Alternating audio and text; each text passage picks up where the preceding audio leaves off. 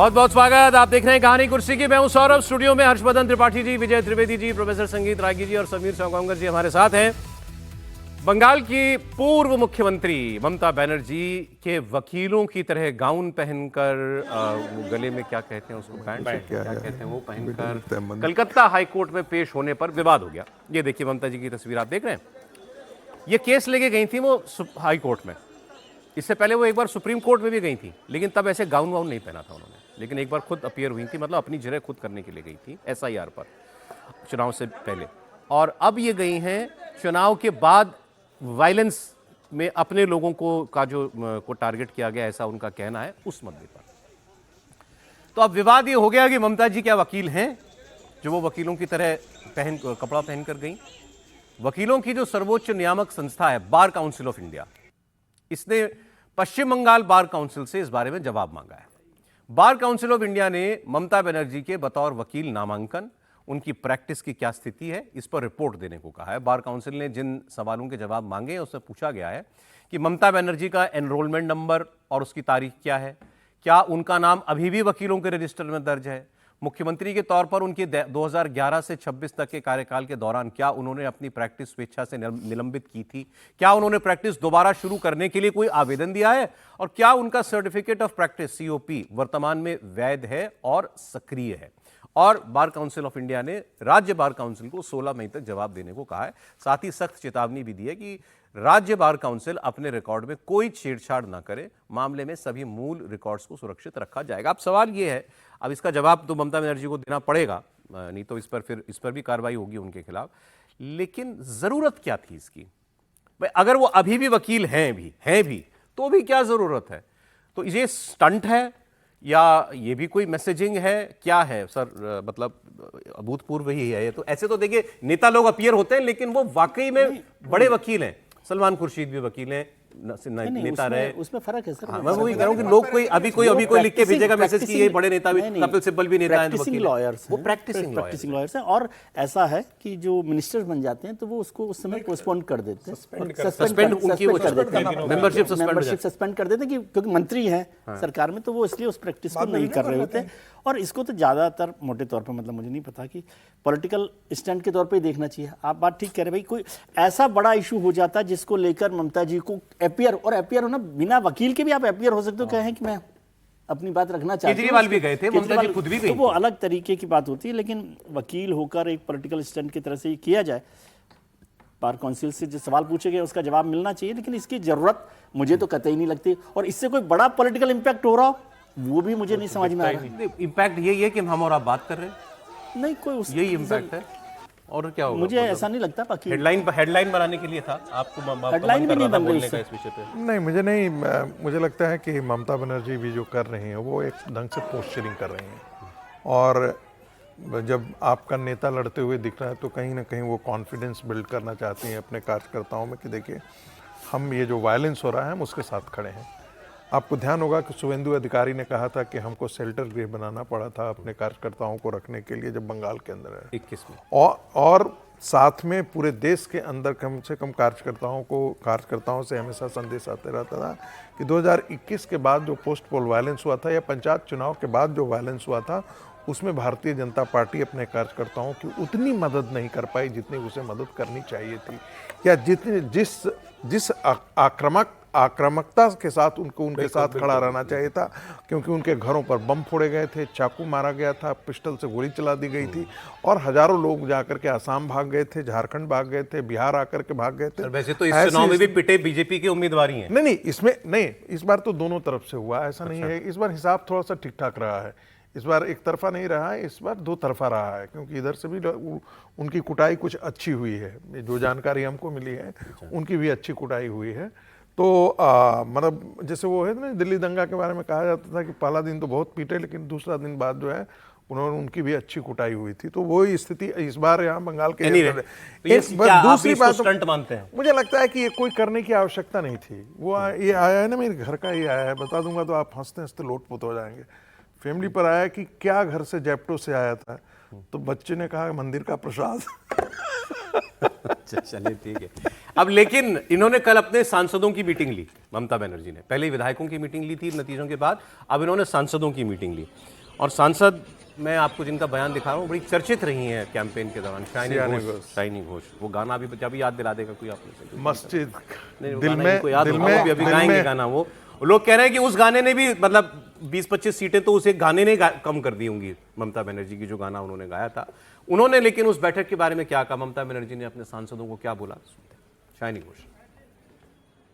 ये internal meeting है और हमारी नेत्री ने हमको कुछ गाइडलाइंस दिए हैं। देखिए, डरने वालों में से या पीछे हटने वालों में से तृणमूल कांग्रेस नहीं है। ममता बनर्जी शेरनी है, फाइटर है, आगे भी थी और अब भी रहेंगी। और ये वोट जनता का मैंडेट नहीं है। पश्चिम बंगाल के लोगों ने नहीं चाहा कि ममता बनर्जी की सरकार चली जाए। ये वोट चोरी का मैंडेट है जिसमें इलेक्शन कमीशन शामिल है। और दिन दहाड़े ये जो वोट चोरी हुई है सिर्फ पश्चिम बंगाल के लोग ही नहीं, पूरे भारतवर्ष के लोग देख रहे हैं। नहीं, हाईकोर्ट ये तो हमारे लिए जीत है।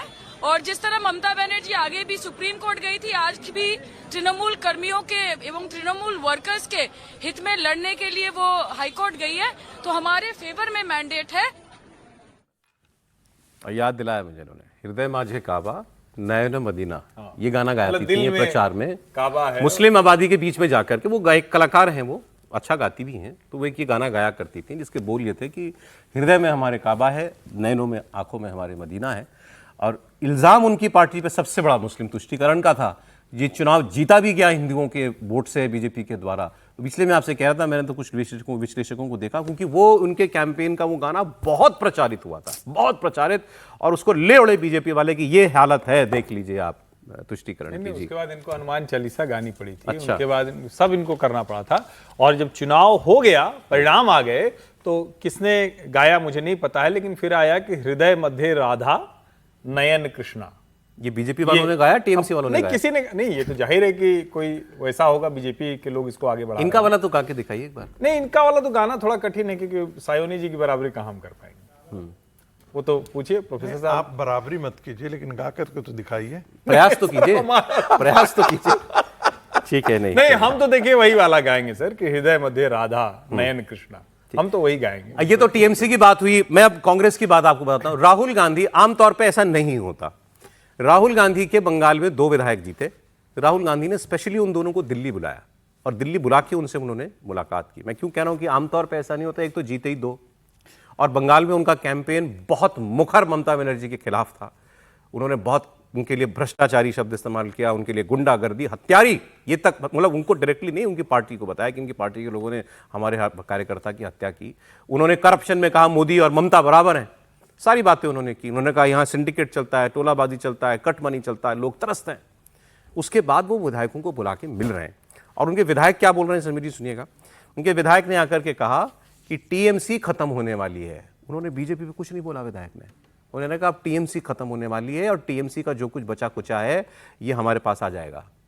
मतलब टीएमसी के सारे लोग आ जाएंगे अब कांग्रेस पार्टी में। अब कांग्रेस पार्टी बनेगी rival, main rival Bharatiya Janata party की। ऐसा होगा क्या, इसकी बात करेंगे, सुनिए। तो बंगाल आगे के लिए बहुत अच्छा होगा, ये साहब से बात हुआ।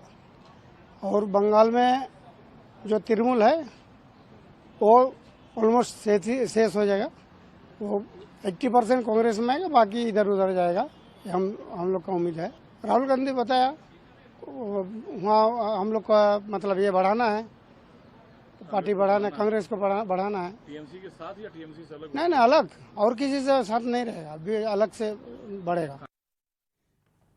मेरी समझ में तो ऐसा कैसे होगा, मुश्किल लगता है मुझे कि टीएमसी अचानक से खत्म होनी शुरू हो जाएगी और कांग्रेस बढ़नी शुरू हो जाएगी, लेकिन वो ऐसा दावा कर रहे हैं। समीर जी, आपको लगता है ऐसा? देखिए, कांग्रेस तो कोशिश करेगी कि बंगाल के अंदर अब 2 विधायक आए, और सिर्फ राहुल गांधी ने उनको किससे बुलाया था? राहुल गांधी ने दोनों विधायकों को बुलाया था कि मैं तय करूंगा विधायी दल का नेता कौन होगा दोनों में से। आपको झगड़ा नहीं करना है। मल्लिकार्जुन खड़गे, मैं, प्रियंका गांधी, केसी वेणुगोपाल और सोनिया गांधी बैठेंगे, हम चर्चा करेंगे और तय करेंगे कि किसको विधायी दल का नेता बनाना है आप दोनों में से। जी, तो वो बैठक भी समीर जी, एक बड़ी खबर आ रही है और मुझे लगता है आपको ज्यादा उसके बारे में पता भी होगा। धार भोजशाला का फैसला आ गया है। भोजशाला में भी विवाद चल रहा था, मंदिर का, मस्जिद का। इंदौर हाईकोर्ट का बड़ा फैसला, धार भोजशाला को मंदिर करार दिया गया। हिंदुओं को पूजा करने का अधिकार दे दिया गया है। धार भोजशाला में इंदौर हाईकोर्ट का बहुत बड़ा फैसला है, क्योंकि ये भी बहुत बड़ा विवाद था, मंदिर मस्जिद का ही विवाद था, और यहाँ पर विवाद के बीच फिर नमाज भी होती थी और पूजा भी होती थी, दिन और घंटे बटे हुए थे, और इसमें सर्वे भी कराया गया था। जैसा सर्वे अयोध्या में हुआ, काशी में हुआ, ऐसा सर्वे यहाँ भी कराया गया था, और उसमें पुरातत्व विभाग की रिपोर्ट आई थी, वो कोर्ट में सबमिट की गई थी, और अब हाईकोर्ट ने मंदिर पक्ष के हक में फैसला दे दिया है कि ये मंदिर है, और ये मंदिर राजा भोज के जमाने का है, और सरस्वती जी का मंदिर है, देवी सरस्वती माँ का मंदिर है, ये माना जाता है। यहाँ पूजा होती है, रंग पंचमी पे खास तौर पर पूजा की जाती है यहाँ पर, बसंत पंचमी पर। और अब ये देखिए, ये कॉलम है उस मंदिर के। दिग्विजय सिंह के समय ये कर दिया गया था कि भाई वहां पर मंगलवार को हिंदू पूजा करेंगे और शुक्रवार को नमाज होगी, और वसंत पंचमी के दिन हिंदू समाज करेगा। और कई बार ऐसा हुआ कि वसंत पंचमी शुक्रवार के दिन पड़ी, तो दोनों के बार इस मामले को लेकर विवाद हुआ था। लेकिन मुझे लगता है कि एएसआई ने जो काम किया, इसमें 2000 पेज की रिपोर्ट सबमिट करी, और 98 दिन तक लगातार जो एएसआई ने वहां पर काम किया, और ये बताया कि भाई वो परमार राजाओं का जो वो हिस्सा था। हालांकि इसमें जैन समुदाय भी शामिल हो गया था, जैन समुदाय ने भी इस पर दावा किया था, जैन मंदिर है ये। हाँ, कि यहाँ पर जैन के अवशेष है, और वहां के जो राजा थे उन्होंने जैन समुदाय को ये दिया था मंदिर। उसके बाद जिस तरीके से एएसआई ने पूरा बताया, विष्णु जैन ने जिस तरीके से वहां पर बातें रखी, और एएसआई की रिपोर्ट के आधार पर मुझे लगता है कि जज लगातार सुनवाई कर रहे थे। 8 अप्रैल से लगातार इसकी सुनवाई हो रही थी, और उसके बाद तय किया गया। जी, एक बार सुन लेते हैं, कुछ रिएक्शन है वहां से। जो म्यूजियम में रखी है माता बाग देवी की भोजशाला की, उसको वहां पे ला करके गर्भगृह में स्थापित किया जाए, तो ये प्रतीकात्मक रूप से अभी मूर्ति है। लेकिन जब फैसला आ जाएगा, अभी फैसला आने वाला है, हमारे पक्ष में आएगा फैसला, हमको पूरा विश्वास है। अभी मूर्ति जो है कहाँ से बनवाई है? ये मूर्ति माता बाग देवी की मूर्ति हर घर में आपको मिलेगी, हर भक्त के घर में मिलेगी मूर्ति आपको। जी बिल्कुल, बनवा के रखी गई थी, हर भक्त के घर में माता बाग देवी, क्योंकि हमारा संकल्प इतना प्रबल है कि हर भक्त इस मूर्ति की पूजा करता है अपने घर में। और क्योंकि ये अभी वास्तविक रूप से भोजशाला में स्थापित नहीं है, टूटी हुई मूर्ति को लंदन म्यूजियम में ले जाया गया था, तो इसलिए हम मजबूर हैं कि उस मूर्ति को वहां पे पूजा नहीं कर सकते, इसलिए प्रतीकात्मक रूप से पूजा करते हैं। लेकिन हर घर में ये मूर्ति मौजूद है, हर भक्त इसकी पूजा करते हैं। तो ये बहुत बड़ा फैसला है इंदौर हाईकोर्ट का। भोजशाला विवाद में हिंदू पक्ष के पक्ष में फैसला मंदिर का पाया है हाईकोर्ट ने इसको। हमारे सहयोगी अनुराग अमिताभ इस पर जुड़ गए हमारे साथ, वो आपको बताएंगे तफसील से हाईकोर्ट ने क्या क्या कहा है। जी अनुराग। तस्वीरें मैं आपको सबसे पहले धार के उसी परिसर की दिखा रहा हूं, जिस पर दरअसल सदियों से ये बहस चलती आ रही थी कि ये मां सरस्वती या बाग देवी का मंदिर है। एक मिनट अनुराग, मैं आता हूं आपके पास। विष्णु जैन जो इसमें हिंदू पक्ष के वकील हैं, वो क्या कह रहे हैं? थोड़ा सा शांति रखिए, छोड़ दो, आप उठा लेंगे वो। देखिए, आज भोजशाला के केस में ऑनरेबल इंदौर हाईकोर्ट का बहुत ही ऐतिहासिक फैसला आया है, जिसमें ऑनरेबल इंदौर हाईकोर्ट ने जो एएसआई का 7 अप्रैल 2003 का ऑर्डर है उसको पार्शियली क्वैश किया है, और हिंदू समाज के लोगों को वहां पे पूजा पाठ का अधिकार दिया है। कोर्ट ने भोजशाला कॉम्प्लेक्स को राजा भोज का माना है, एक सरस्वती स्कूल माना है लर्निंग का। साथ ही साथ इसमें सबसे महत्वपूर्ण बात यह है कि भोजशाला के केस में जो हमारी मांग थी कि वहां से लंदन के म्यूजियम से मूर्ति वापस लाई जाए, कोर्ट ने कहा है कि सरकार इस रिप्रेजेंटेशन को कंसिडर करे। और साथ ही साथ कोर्ट ने यह भी कहा है कि जो मुस्लिम पक्ष हैं वो सरकार को रिप्रेजेंटेशन दे सकते हैं, जो रिस्पोंडेंट नंबर 8 है मौला कमालुद्दीन की तरफ से, और उनको अल्टरनेट लैंड देने के लिए सरकार उस पर विचार करे। पर सबसे महत्वपूर्ण बात यह है कि कोर्ट ने यहाँ पे हमें पूजा पाठ का अधिकार दिया है।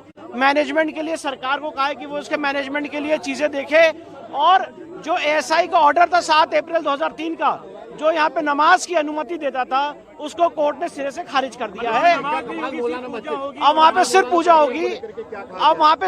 होगी, उस पूरे परिसर का जो स्वरूप है वो एक हिंदू मंदिर का स्वरूप माना है कोर्ट ने, सरस्वती मंदिर का माना है। आज भी नमाज हुई सर वहाँ पर? ये आज आखिरी दिन था, क्योंकि अब आज कोर्ट का ऑर्डर आ गया है। कमाल मौलाना परिसर को लेकर के क्या कहा गया है? पूरे कमाल मौला जो ये भोजशाला परिसर है, बाहर का जो एक और कमाल नहीं, उसके लिए कुछ नहीं कहा गया, वो तो यहाँ पे सब्जेक्ट मैटर भी नहीं था।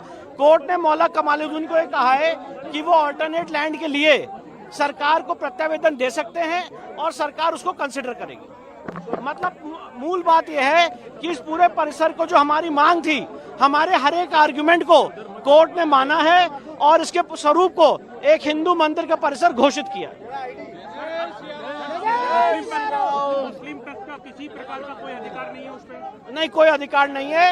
और मुस्लिम पक्ष के लिए कोर्ट ने कहा है कि अगर वो चाहें तो सरकार को रिप्रेजेंटेशन दे सकते हैं और ऑल्टरनेट लैंड देने के लिए धार के अंदर कहीं भी सरकार उसको कंसिडर करे। अल्टरनेट लैंड दी जाएगी?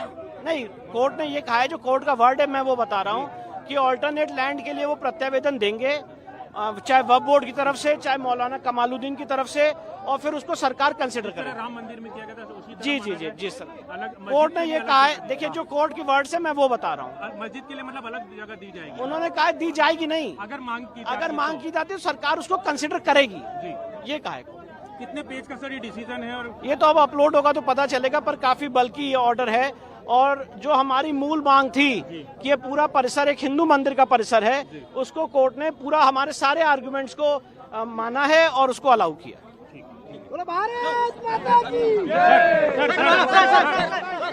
विष्णु शंकर जैन इस पूरे मामले में हिंदू पक्ष के वकील थे। बड़ी साफ साफ चीज उन्होंने बता दी कि हाईकोर्ट ने इस पूरे परिसर को, भोजशाला को मंदिर माना है और उन्होंने कहा है कि इस परिसर में पूजा ही होगी। साफ उन्होंने कहा कि जो पुराना ऑर्डर था एक एएसआई का, जिसमें एएसआई ने यहां पर नमाज की भी परमिशन दी थी और साथ ही पूजा करने के दिन जो है वो बताए थे, उस ऑर्डर को क्वैश कर दिया है। उन्होंने कहा अब यहां सिर्फ पूजा होगी, नमाज नहीं होगी, क्योंकि हाईकोर्ट ने भोजशाला को एक मंदिर का स्वरूप जो है स्वीकार कर लिया है। और साथ साथ उन्होंने कहा मुस्लिम पक्ष से कहा गया है कि वो आवेदन दे सकते हैं सरकार को कि उनको मस्जिद के लिए एक अलग जमीन जो है भूमि आवंटित की जाए, ये उनका अधिकार है। वो सरकार से इसके बारे में रिप्रेजेंटेशन देकर मांग कर सकते हैं, लेकिन भोजशाला जो है वो मंदिर मान ली गई है। जी अनुराग, जल्दी आइए। तस्वीरों में इस वक्त मैं आपको बताऊं, शहर काजी अभी नमाज पढ़कर सामने आ रहे हैं और देख सकते हैं नाराजगी साफ तौर पर उनकी दिखाई दे रही है। इससे पहले भी इंडिया टीवी से बात करते हुए उन्हें साफ तौर पर कहा था कि एएसआई पर उन्हें भरोसा नहीं है, एएसआई की किसी भी सर्वेक्षण पर भरोसा नहीं है और वो सुप्रीम कोर्ट जाएंगे। इस वक्त 1 बजे से 3 बजे तक की जो शुक्रवार की नमाज होती है वो नमाज अता करके बाहर निकले हैं और ये माना जाए हाईकोर्ट के इस निर्णय के बाद ये आखिरी जुमा था जब मुस्लिम समाज यहाँ पर 1 से 3 बजे तक, जो 2003 के आर्कियोलॉजिकल सर्वे ऑफ इंडिया के बाद उन्हें आदेश मिला था कि यहाँ पर नमाज 1 से 3 बजे तक जुमा की पढ़ सकते हैं। अब ये शायद हाईकोर्ट के निर्णय के बाद आखिरी है। हालांकि शहर काजी जाने की कोशिश करेंगे, सुप्रीम कोर्ट में वो जा रहे हैं और इस वक्त हम शहर काजी से बात करने की कोशिश भी करेंगे। साथ में यहाँ पर दिखाई दे रहे हैं किस तरीके से लेते हैं फैसले के खिलाफ सुप्रीम कोर्ट जाएंगे। फैसले के खिलाफ अगर हमारा अगेंस्ट है, समीक्षा करेंगे और उसके बाद सुप्रीम कोर्ट जाएंगे। हाईकोर्ट ने ये भी कहा है अल्टरनेटिव लैंड अगर आपको चाहिए तो अल्टरनेटिव लैंड आपको बोर्ड अप्लाई कर सकता है। वकील से बात करेंगे, फैसले के खिलाफ समीक्षा करेंगे। आर्कियोलॉजिकल सर्वे ऑफ इंडिया की रिपोर्ट पे भरोसा है? आर्कियोलॉजिकल सर्वे ऑफ इंडिया की रिपोर्ट देख सकते हैं यहाँ पर जो नाराजगी है मुस्लिम समुदाय की साफ तौर पर दिखाई दे रही है, धक्का मुक्की होते हुए जो है वो नजर आ रहा है। हालांकि शहर काजी ने साफ तौर पर कह दिया कि एएसआई की रिपोर्ट पर भरोसा नहीं है। 2022 में ये मामला हिंदू कोर्ट फॉर जस्टिस ने हाईकोर्ट के सामने लेकर गए थे कि धार्मिक स्वरूप तय किया जाए इस राजा भोज परिसर का, जिसे सरस्वती मां का मंदिर मानते। 1034 में राजा भोज द्वारा ये बनाया गया था। नालंदा और तक्षशिला जैसा बड़ा एक विद्यालय था जहां ज्ञान, विज्ञान, शास्त्र, ज्योतिष, गणित, तमाम तरीके की शिक्षा होती थी। लेकिन 1301 के बाद यहाँ पर जो खिलजी आए, उनके मालवा पर अटैक के बाद ये एक तरीके से कहा जाए तो धार की जो भोजशाला है वो धीरे धीरे मस्जिद के स्वरूप में परिवर्तित होती गई। 1401 में दिलावर खान ने माना जाता है कि ये जो पीछे आपको इस वक्त बैरिकेडिंग के दिखाई दे रही है, इसकी मुख्य हिस्से को तोड़ा और दरगाह बनाई। उसके बाद 1456 में फिर महमूद खिलजी प्रथम, उसने इसका एक भाग तोड़ा और 1515 में इसे पूरी तरीके से ध्वस्त करके कहा जाता है महमूद खिलजी द्वितीय ने इस मस्जिद को बनाया, जिसे कमाल मौला मस्जिद कहा जाता रहा। 1875 में लॉर्ड किंगकिड ने यहाँ पर वाघ देवी की मूर्ति निकाली, जो सरस्वती माता की मूर्ति कही जाती है, जिसे लंदन भेज दिया गया। उसके बाद 1900 से लेकर 1951 तक लगातार इस परिसर में मूर्ति पूजा हो या यहाँ पर नमाज पढ़ी जाए, इसको लेकर लगातार विवाद चलता तरह 1951 में आर्कियोलॉजिकल साइट के रूप में तब्दील कर दिया गया, लेकिन 2003 में आर्कियोलॉजिकल सर्वे ऑफ इंडिया के आदेश के बाद यहाँ पे मंगलवार को हिंदुओं के लिए प्रवेश की अनुमति मिली। आप पीछे अगर मेरे बोर्ड देखेंगे इस वक्त, तो मंगलवार को सूर्योदय से सूर्यास्त तक हिंदुओं के लिए प्रवेश था। शुक्रवार दोपहर 1 से 3 बजे तक केवल नमाजियों के लिए यहाँ पर जो प्रवेश था, लेकिन लगातार ऐसे कई मौके आए, चाहे वो 2006 का हो, 2013 का हो या 2016 का, जब शुक्रवार के दिन ही बसंत पंचमी भी पड़ी और जुमा भी पड़ा, यहाँ धार्मिक तनाव फैला। कई घटनाएं ऐसी हुई जिसके चलते ये आप जो पूरा इलाका देख रहे हैं, जिसे छावनी के तौर पर पुलिस ने तब्दील कर दिया, इसी तरीके का माहौल 2006, 2013 और 2016 में देखा गया। फिर 2026 में बीते 23 तारीख को जो है सुप्रीम कोर्ट ने, हाई कोर्ट ने अनुमति दी थी यहाँ बसंत पंचमी की पूजा की, और उसके बाद अब ये फैसला जो 6 अप्रैल से जो लगातार हिंदू फ्रंट फॉर जस्टिस की सुनवाई चल रही थी, 9 मई तक सुनवाई चली, 12 मई को जो कोर्ट है उसने फैसला सुरक्षित कर लिया था, और अब जो आज फैसले के जो फैसला आया है, तो माना जाए हिंदू पक्ष सुबह से कह रहा था 1000 साल का ये संघर्ष है। ये संस्कृत का वो विद्यालय था जहां देश विदेश से तमाम लोग यहाँ पर अध्ययन करने आते थे। नालंदा तक्षशिला के बाद चाहे भवभूति हो रहे हो या कालिदास, सबने राजा भोज के इसी कालिदास परिसर में, जिसको सरस्वती कंठाभरण कहा जाता था, यानी सरस्वती का ग्रह, मां सरस्वती वाग्देवी का मंदिर कहा जाता था, अब उनके मुताबिक 1000 साल की लड़ाई के बाद अब उनके पास आ गया है। एएसआई की रिपोर्ट को सही मानते हुए हाईकोर्ट ने ये अपना फैसला दिया है। 2022 को हिंदू फ्रंट फॉर जस्टिस ने हाईकोर्ट में अपील की थी। उस अपील के बाद 2024 को एएसआई का सर्वे शुरू हुआ। 98 दिनों तक वैज्ञानिक पद्धति से आपने अनुराग बड़ा डिटेल में और पूरा इतिहास बता दिया इस विवाद का भी, मंदिर का स्वरूप कब बदलना शुरू हुआ, कौन से विदेशी आक्रांता आए, मुस्लिम आक्रांता, उन्होंने कैसे इसके स्ट्रक्चर को तोड़ा, फिर यहां पर इसको दूसरा स्वरूप दिया। बहुत डिटेल में आपने बताया। अब एक बार इसमें सुप्रीम कोर्ट का भी एक बीच में मामला गया था, सुप्रीम कोर्ट गया हुआ था। पहले तो मैं अनुराग जी को बधाई देना चाहता हूं, बहुत अच्छे से बताया, अच्छे से डिटेल में मेरे ख्याल से उस सारी बात का जिक्र उन्होंने कर दिया। एक्चुअली जब ये सारा मसला चल रहा था तो एएसआई की रिपोर्ट सुप्रीम कोर्ट के पास थी। सुप्रीम कोर्ट ने वापस इसको high court, Madhya Pradesh high court के पास भेजा और कहा कि उसको अनसील्ड कर दे। ये एएसआई की रिपोर्ट सील्ड रिपोर्ट कोर्ट को पेश की गई थी, तो उनका इसको अनसील करें और अनसील करके इस पर अच्छा, इसकी फाइंडिंग सुप्रीम कोर्ट के कहने के बाद बताई गई, बाद में बताई गई, हाई कोर्ट को बताई गई, और हाई कोर्ट ने उसको उसके बाद हियरिंग की, जो रेगुलर हियरिंग हो रही थी, और 12 मई को ये फैसला रिजर्व किया गया था। मैं देख रहा था कि 9 तारीख तक कंटिन्यूशन में चल रही थी अप्रैल में पूरे के पूरे।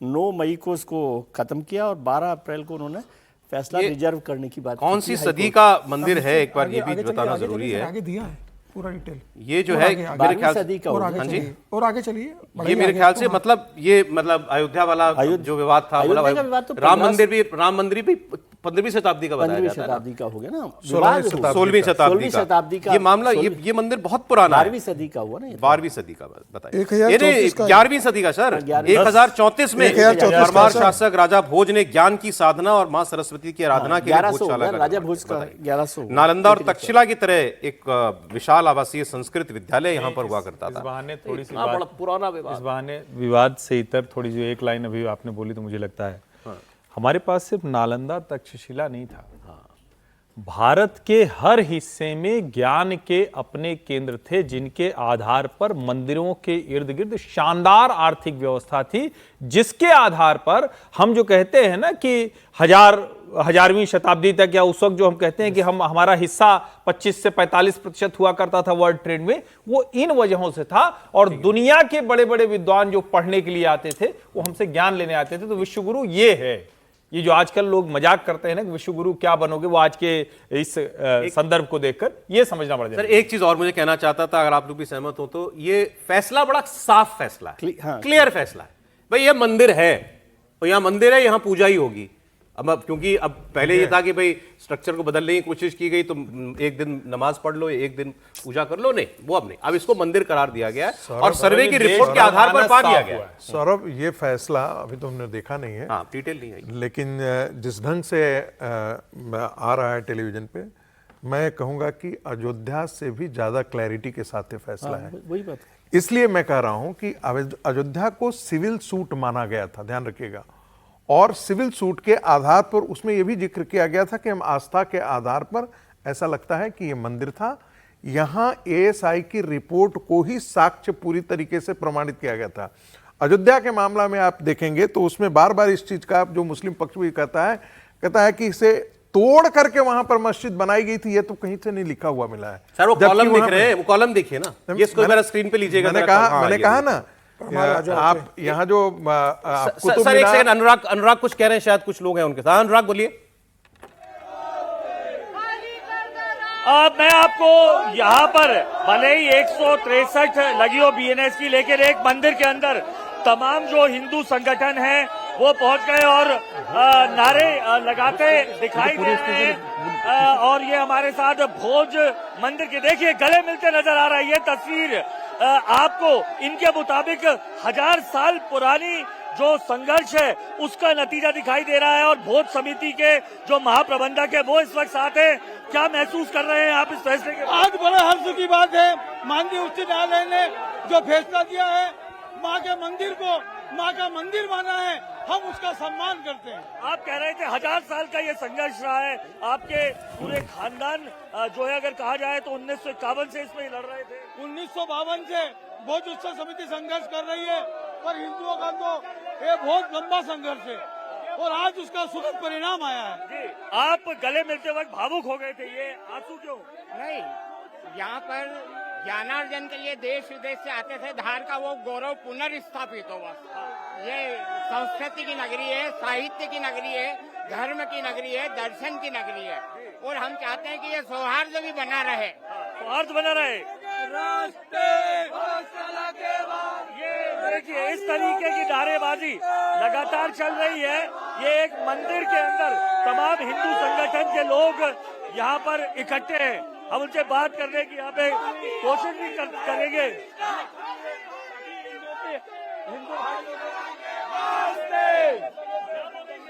आज हम सब हिंदू समाज की सभी की जीत है और ये उच्च न्यायालय ने आज एक मोहर लगा के साबित कर दिया जो हम इतने समय से बोल रहे थे कि बहुत सारा हिंदुओं की है वो मंदिर है। आज उच्च न्यायालय ने भी, ये मंदिर था, मंदिर है और मंदिर रहेगा।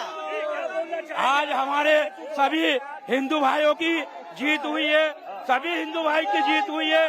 सबने जितने सालों से संघर्ष करा, आज उसका हमें न्यायालय कोर्ट ने हमारे आज बहुत सारा मंदिर बताया गया। जय श्री राम, जय जय कहना चाहेंगे। बहुत साल की लड़ाई थी हमारी, आज बहुत साला हमारे पक्ष में कर दिया है। आज हम पवित्र करेंगे इसको, बहुत साला को पवित्र करेंगे, बिल्कुल पवित्र करेंगे। भावनाएं आप देख रहे हैं तमाम हिंदू संगठनों की उबल कर बाहर आ रही है। हालांकि मैं आपको बता दूं कि सांप्रदायिक सौहार्द न बिगड़े, इसीलिए प्रशासन ने बीएनएस की धारा 163 यानी जो पहले 144 होती थी वो लगा के रखी है। 5 से ज्यादा लोग इकट्ठे नहीं होना है मंदिर परिसर के अंदर ही, इसीलिए ये तमाम सकल हिंदू समाज जो है इकट्ठा था। और कहना इनका साफ तौर पर वही है कि जो 1000 सालों से 1034 में परमार जो राजा थे, मालवा के जो राजा रहे हैं, उन्होंने 1034 में यहाँ पर सरस्वती कंठाभरण यानी माँ सरस्वती वाग देवी का मंदिर बनाया था, जिसमें देश विदेश से संस्कृत के साथ ज्ञान, विज्ञान, गणित, भूगोल, ज्योतिष सभी का अध्ययन करने हजारों की संख्या में यहाँ पर लोग आते थे। और कहा जाता है कि जो राजा भोज थे वो संस्कृत के ज्ञाता होने के साथ साथ ज्योतिष के भी बड़े ज्ञाता थे। इसलिए अंदर जो एएसआई ने अपनी रिपोर्ट जो दी है उस रिपोर्ट के मुताबिक तमाम जो चीजें थी वो जो है उससे साबित हुआ कि दरअसल ये जो है मंदिर जो है सरस्वती माँ का था, वाग्देवी का था।